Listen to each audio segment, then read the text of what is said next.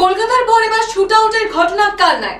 মাথায় পর পর দুটি গুলি করে দুষ্কৃতীরা এবং ঘটনাস্থলে মৃত্যু হয় এক ব্যক্তির।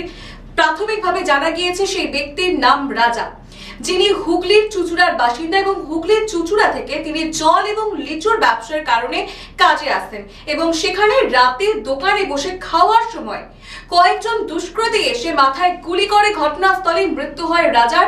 এরপর খবর পেয়ে ঘটনাস্থলে পৌঁছায় কালনা থানার পুলিশ এবং জিআরপি। ঘটনাটি ঘটেছে কালনা স্টেশন সংলগ্ন কালনার নিউ মধুবন এলাকায়। কালনা স্টেশন সংলগ্ন 4 নম্বর প্ল্যাটফর্মের নিচে স্বপন মাঝি নামে এক ব্যক্তির দোকান রয়েছে, আর সেই দোকানে গত 2 থেকে আড়াই মাস আগে কাজে যোগ দেয় রাজা। ওই দোকানে চা এবং পানীয় জল সহ অন্যান্য জিনিস বিক্রি হতো।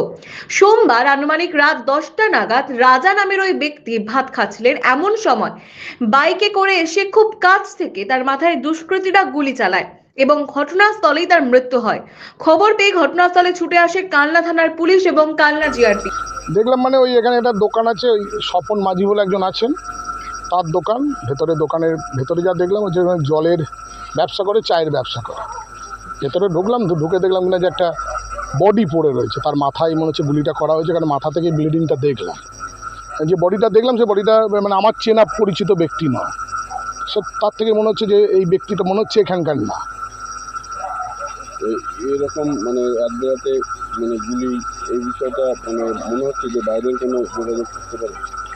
ব্যাপারটা হচ্ছে এখানে যে প্রথম কথা হচ্ছে এখানে যে জায়গায় ঘটনাটা ঘটেছে সেই জায়গাটা একদম নির্জন জায়গা, দেখতেই পাচ্ছেন এখানে কোনো আলোর ব্যবস্থা নেই। নিউ মধুবন একটা জায়গা, এবং সেই জায়গাতে একদম 4 নম্বর প্ল্যাটফর্ম থেকে নেমেই হচ্ছে এখানে যে দোকানদার, এবং যার দোকান তার নামে এর আগে তো অনেক অভিযোগ আছে, সেই শত্রুতার বশত থেকেও হতে পারে।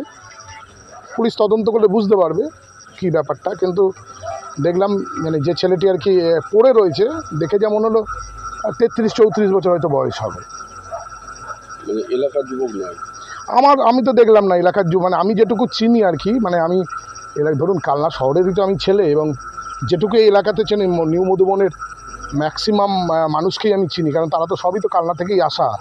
তা আমি তাদের মধ্যে কাউকে দেখতে পেলাম না। এরা এই এলাকার মানুষজনও রয়েছে, যদি এলাকার পরিচিত কেউ হতো তাহলে তো তারা বলতো যে এই এলাকারই ছেলে, অতএব মনে হলো না এই এলাকার ছেলে।